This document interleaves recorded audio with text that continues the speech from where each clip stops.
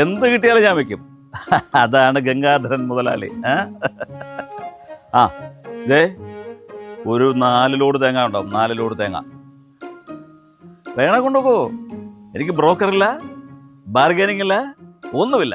ഞാൻ വില പറയും. നിനക്ക് താല്പര്യം ഉണ്ടെങ്കിൽ കൊണ്ടുപോകാം, ഇല്ല 100 പേര് വരും വിൽക്കാൻ. മനസ്സിലായില്ലേ? എന്താ അവിടെ കൊണ്ടും തരാനോ? ഗംഗാധരൻ മുതലാളിയോ? എടാ, ഗംഗാധരൻ മുതലാളിയുടെ ദേഹത്ത് വെയിൽ കൊള്ളാനോ വേർപ്പ് പറ്റാനോ സമ്മതിക്കില്ല. വേണമെങ്കിൽ ഇവിടെ വരിക, മേടിച്ചോണ്ട് പോവുക. ഓക്കെ?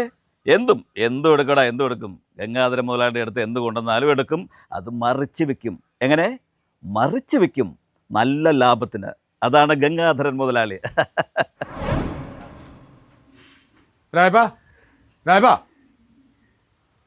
അതറിയില്ല. നീ എവിടെ വിളിച്ചാലും ഇതിനെ പിടിക്കോട്ടാ. വാടകടെ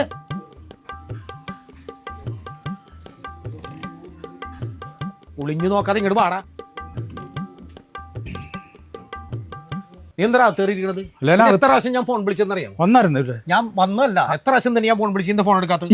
നീ പൈസക്ക് എന്റെ പൈസ മേടിച്ചിട്ട് നീ എന്താ തരാത്തത്? ചേട്ടാ പൈസ ഇപ്പൊ ഇല്ല. നിന്നെ പുറത്ത് ഒരുപാട് പേരെ കണ്ടിട്ടുണ്ട്. ഞാൻ കേൾക്കണ മേടിച്ചിട്ടുണ്ടെങ്കിൽ കൊടുക്കാൻ പഠിക്കണം. അവള് കേൾക്കും. ആള് കേക്കട്ടെ, അത് കേൾക്കണം, അറിയണം നീ മേടിച്ചാൽ കൊടുക്കാത്തവനാണെന്ന്.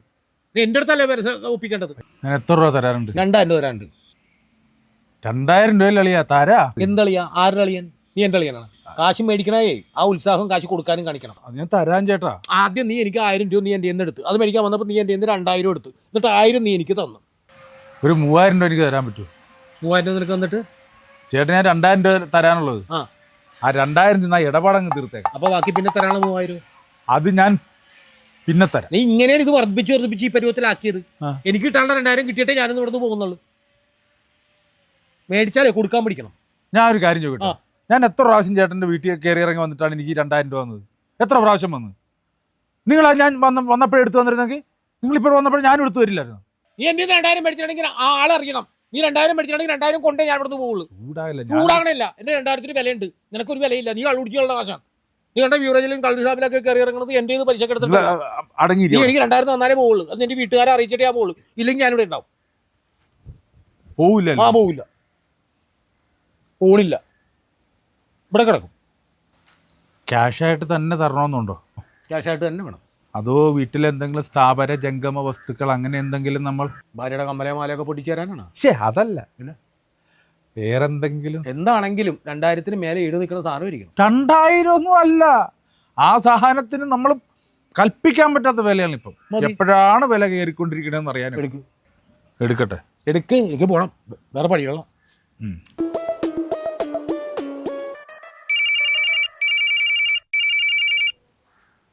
ഹലോ, ഞാൻ ആ രാജപ്പനെ തേടി ഇറങ്ങിയാണ്. അവൻ്റെ വീട്ടിൽ വന്നാണ്.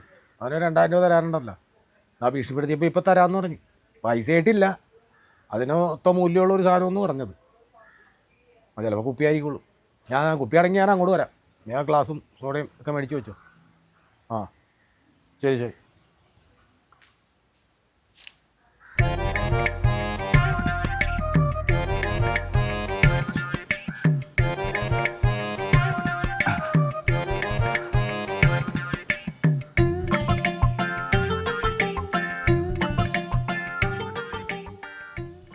മനസ്സറിഞ്ഞ് തരുന്നതാണോ? ഇതൊക്കെ ഇപ്പം കിട്ടാനില്ല. ഇതില്ലാത്തതുകൊണ്ട് കടകളൊക്കെ പൂട്ടിക്കൊണ്ടിരിക്കുകയാണ്. നീ ഇത് എനിക്ക് തന്നു കഴിഞ്ഞാൽ നീ ഇവിടെ കിടന്ന് പട്ടിണി കിടന്ന് ആവൂലേ? ഞങ്ങളിവിടെ പട്ടിണി കിടന്ന് ചത്താലും കുഴപ്പമില്ല. പക്ഷെ എന്നാലും നമ്മൾ തമ്മിലുള്ള യുദ്ധം ഇന്നത്തോടെ അവസാനിക്കണം.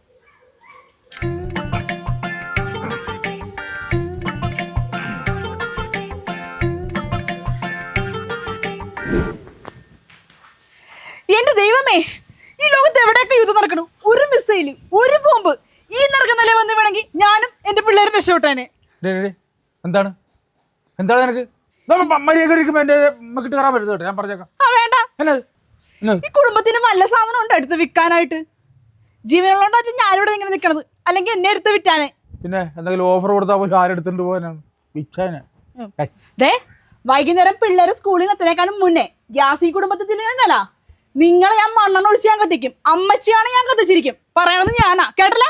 പിന്നെ കത്തിക്കും, മണ്ണെണ്ണ ഒഴിച്ച്. ഭർത്താവിന് അടക്കണ കേസല്ലേ?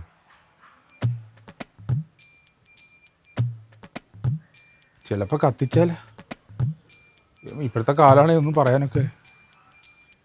ഗ്യാസ് കുറ്റി എങ്ങനെയെങ്കിലും തപ്പിപ്പിടിച്ച് കൊടുക്കാം. അയാളിനി ഇത് എവിടെ ചെന്ന് ഞാൻ തപ്പു?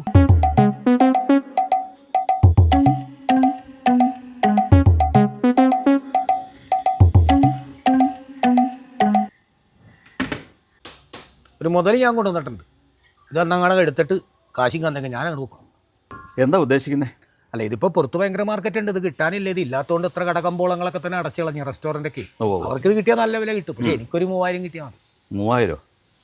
പറയുന്ന വിലക്കെടുക്കുന്ന സ്വഭാവം ഗംഗാധരൻ മുതലാളിക്കില്ല. എന്നാ ഒരു വില പറഞ്ഞു. ഞാൻ എന്താണല്ലോ 3000 തരില്ല. വേണ്ട, ഒരു കാര്യം ചെയ്യാം, ഒരു 2999 രൂപ തരാം. 1 രൂപയെങ്കിലും കുറച്ചില്ലേ ഗംഗാധരൻ മുതലാളിക്ക് ഒരു മനസ്സമാധാനം ഇല്ലാതാ. എന്നാൽ പിന്നെ അത് ക്യാഷ് ആയിട്ടോ ഗൂഗിൾ പേ ആയിട്ടോ. ഗൂഗിൾ പേ ചെയ്താൽ പോരെ? മതി. ചെയ്യാം. എന്നാൽ പിന്നെ ഞാൻ ഇതെടുത്ത് വെച്ചേക്കാം, അല്ലെങ്കിൽ ആരെങ്കിലും കൊണ്ടുപോകും. വെയിൽ കൊള്ളുകയും വേറെ പഠിക്കുകയും ഗംഗാധരൻ മുതലാളി ചെയ്യില്ല. സാവിത്രി, കഷ്ടം. ചേട്ടാ ഒരു ഇടപാടും ഇല്ല. ദൈവത്തോട് തന്നെ വിട്ടു.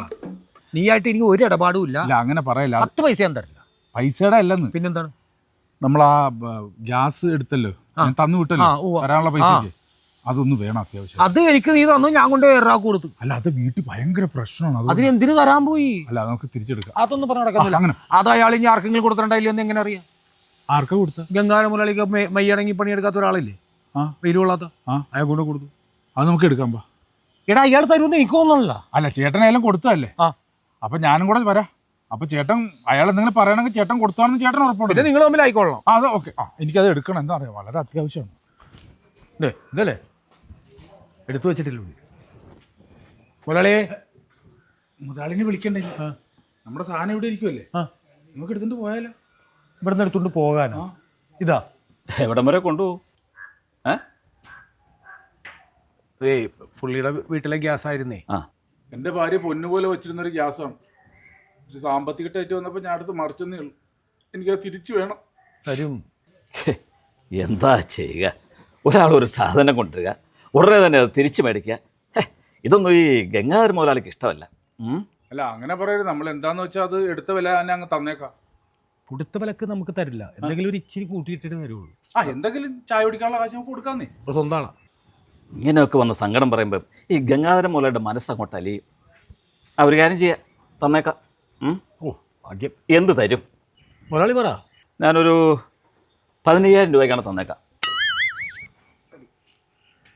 എന്തെങ്കിലും കുറയുമോ? ഇങ്ങനെയൊക്കെ വന്ന് പറയുമ്പോൾ എൻ്റെ മനസ്സും വല്ലാണ്ട് അങ്ങ് സങ്കടപ്പെടും. എന്താ ചെയ്യുന്നത്?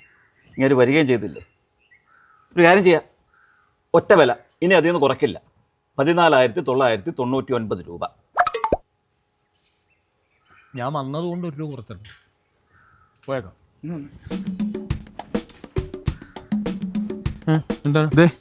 എങ്ങനെയെങ്കിലും എനിക്കൊരു 15000 രൂപ ഒപ്പിച്ചതാ. 2000 തന്നിട്ട് തരാത്ത നീയാണ് നിനക്ക് ഞാൻ 14000 രൂപ അങ്ങോട്ട് തരാൻ പോണത്. എങ്ങനെയെങ്കിലും ആ ഗ്യാസ് കുറ്റി എടുത്തേ പറ്റുള്ളൂ എനിക്ക്. എടാ, അതിന്റെ വില കേട്ടില്ലേ നീ? 14 കിലോ ഭാരമുള്ള ആ ഗ്യാസ് കുറ്റിക്ക് 15 സിലിണ്ടറിന്റെ പൈസയാണ് അയാൾ ചോദിക്കുന്നത്. നഷ്ടമല്ലേ? ഈ കുറ്റിയെ കൊണ്ട് വീട്ടിൽ ചെന്നിട്ട് ശരിയാവൂല. എന്ത് ശരിയാവൂലെന്ന്? എന്റെ ചേട്ടാ, രാജ്യങ്ങൾ തമ്മിലുള്ള യുദ്ധം എങ്ങനെയെങ്കിലും പറഞ്ഞ് അവസാനിപ്പിക്കും. പക്ഷെ ഞാൻ ഈ ഗ്യാസ് കുറ്റിയായിട്ട് ചെന്നില്ലെങ്കിൽ എൻ്റെ വീട്ടിലുണ്ടാകുന്ന യുദ്ധത്തിൽ ഞാനായിരിക്കും അവസാനിക്കണത്. സഹായിക്കണം പ്ലീസ്.